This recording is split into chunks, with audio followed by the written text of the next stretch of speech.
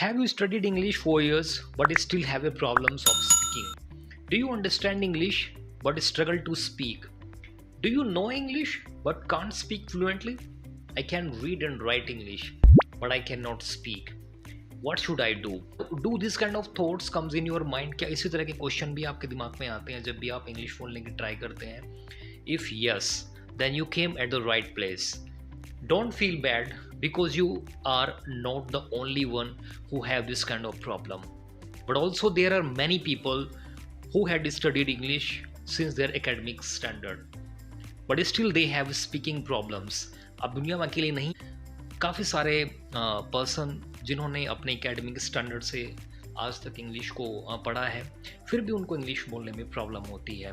This video is in two part. First I will tell you why it happens and then I will tell you how to overcome from this problem. Hi, my name is Sandeep and you're watching Sandeep Sir English Classes. Speaking has been a big challenge for many people. Understanding English is one thing, but speaking it fluently is different thing. देखिए, English को बोलना एक अलग चीज़ है और English को समझना एक अलग चीज़ है. In today's session, I am going to tell you some simple tips to overcome from this problem. आज की वीडियो में मैं आप इस प्रॉब्लम को दूर करने के लिए कुछ ऐसे टिप्स बताऊंगा. So let's get start. तो आइए शुरू करते हैं.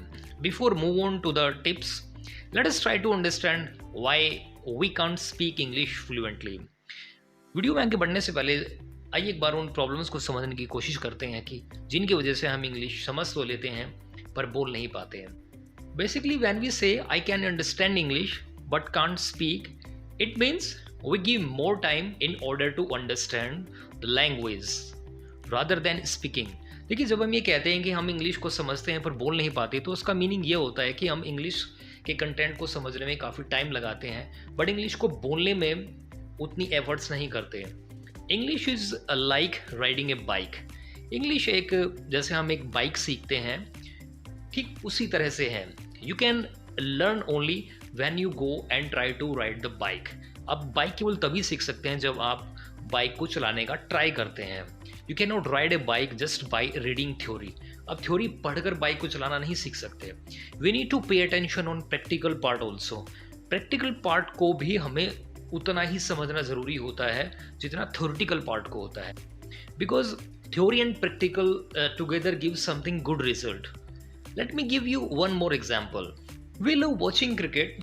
Now, if you keep watching cricket match on TV, and if we try to play after that, like Virat Kohli or Sachin Tendulkar, is it possible that we can play the same way?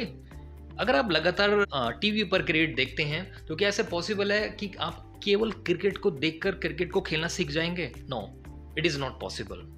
How can we improve our skills by only watching cricket? Unless we practice in the ground. Now the same thing is applied with speaking. When actually you speak, only then confidence comes. Only by reading books or watching YouTube videos, nothing is going to change. देखिए, YouTube video देखने से या बहुत सारा English content सुनने से आप English को नहीं सीख सकते. जब तक आप इंग्लिश बोलने का ट्राई नहीं करते हैं तो आपको इंग्लिश बोलने का ट्राई करना ही होगा. Things will only change when you actually do the practicals. चीज़ें तभी बदलेंगी जब आप उसको प्रैक्टिकल फॉर्म में अप्लाई करते हैं. In the same way, if we spend more time speaking English, then no one can stop us from becoming fluent in English. Now come to the solution. आइए अब solution के बारे में बात करते हैं. The first tip is use English as a skill. English को हमें एज ए स्किल यूज़ करना है कि नॉट एज ए सब्जेक्ट. एक सब्जेक्ट के तौर पे नहीं करना है, इंग्लिश को एक स्किल के तौर पे यूज़ करना है. Use English as a skill, not as a subject. Basically what we do in real life, we do exactly the opposite. लेकिन हम रियल लाइफ में करते क्या है कि हम इसका एकदम अपोजिट करते हैं. We treat English as a subject. हम इंग्लिश को एक सब्जेक्ट के तौर पे ट्रीट करते हैं. We don't treat English as a skill. हम इंग्लिश को एक स्किल के तौर पे यूज़ नहीं करते हैं. Basically we pay more attention to reading and writing rather than speaking. हम ज़्यादातर टाइम इंग्लिश को पढ़ने में या उसको लिखने में लगाते हैं ज़्यादातर टाइम हम इंग्लिश बोलने में नहीं लगाते। We have been taught English as a subject in school. हमें शुरू से इंग्लिश को पढ़ना सिखाया गया है इन स्कूल्स और colleges, such as grammar rules and learning vocabulary. जैसे कि बहुत सारे ग्रामर के रूल्स और वोकेबलरी हमें स्कूल्स में पढ़ने बताए गए हैं, हमें याद करने के लिए बताए जाते हैं, but we never use in our daily life. But होता क्या है कि हम उन रूल्स को अपनी डेली लाइफ में यूज़ नहीं करते। What we learn in school और कॉलेजेस, जो हमें स्कूल और कॉलेजेस में बताए जाते हैं। So unless we speak English rather than understanding, it will not possible for us to speak in English. क्योंकि जब तक हम इन चीज़ों को प्रैक्टिकल वे में अपने लाइफ में यूज़ नहीं करेंगे, तब तक हम इंग्लिश नहीं बोल पाएंगे। We watch English content daily in mobile, but we never use it in practical life. For that you can do one thing. देखिए, बहुत सारा कंटेंट हम इंग्लिश का मोबाइल पे देखते हैं, बट लेकिन हम उसको अपनी प्रैक्टिकल लाइफ में स्पीकिंग पैटर्न पे यूज़ नहीं करते।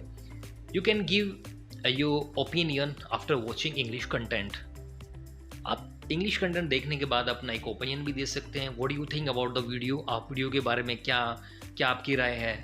Make it as a story and then try to speak it in your own words.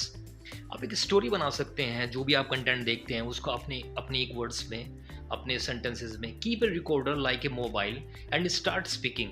आप एक मोबाइल रख सकते हैं रिकॉर्डिंग के तौर पे, और आप अपनी वॉइस को रिकॉर्ड कर सकते हैं जो भी आप कंटेंट देखते हैं। In starting you will feel uncomfortable. You will also feel it's not working, but don't stop yourself. You have to speak by hook or by crook. Starting में आपको बड़ा अजीब लगेगा कि इम्प्रूवमेंट नहीं हो रहा है, बट आपको रुकना नहीं है। कैसे भी तरीके से आपको स्पीकिंग करनी ही है, because the more you speak the more your mind will train. Do not be afraid of making mistakes, because we learn from mistakes. The next tip is make English as a part of your daily life. English को आपको अपने एक daily life के part के तौर पे use करना है। You should speak in English daily. We can achieve anything with practice. We don't even know where we stand until we start to do something. So my friends, please start speaking English without thinking anything. For that, you can do one thing. You can use simple sentences like come here, go there, please give me a glass of water, please call me. You can also narrate your day. आप अपने दिन को भी narrate कर सकते हैं। Whatever you did, just recall the entire day. आपने पूरे दिन में क्या किया उसको आप रिकॉल कर सकते हैं। What you did in the whole day, आपने पूरे दिन में क्या किया। For that, you can do one thing. Take a pen and paper and write down the points. आप एक पेन एंड पेपर ले सकते हैं और आप कुछ पॉइंट्स लिख सकते हैं आपने पूरे दिन में क्या किया। How will you do that? आप ये कैसे करेंगे? Listen carefully it. देखिए, आप इसको कैसे करेंगे, आप ध्यान से सुनिए। जैसे आप कुछ कीवर्ड्स लिखते हैं आपने पूरा दिन में क्या किया। अब जैसे आप लिखेंगे I woke up, washed face, did exercise, had breakfast, went to office, lunch at 1 PM, came back home 7 PM, took rest, had tea. If you got the points, now you can see these points and can start speaking in your own way like.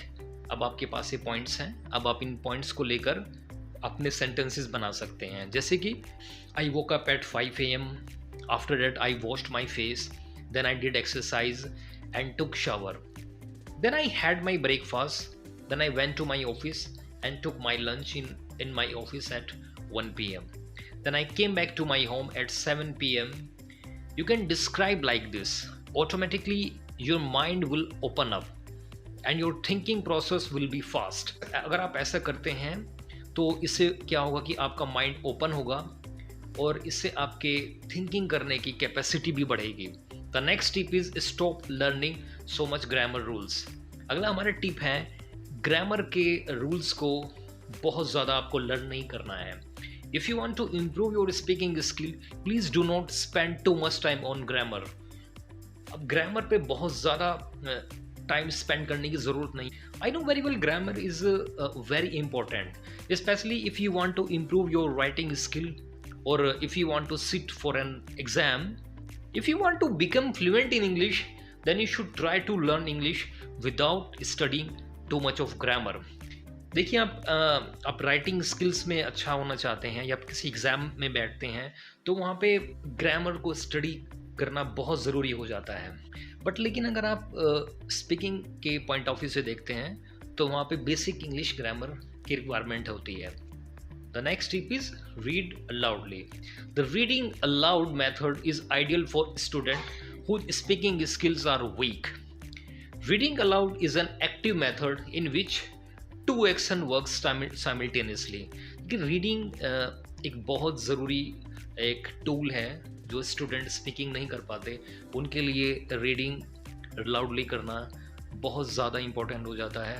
The words because इसमें दो techniques काम करते हैं, दो action एक साथ काम करते हैं। कौन कौन से एक्शन होते हैं वो? The words are taken in mentally and the same time they came out.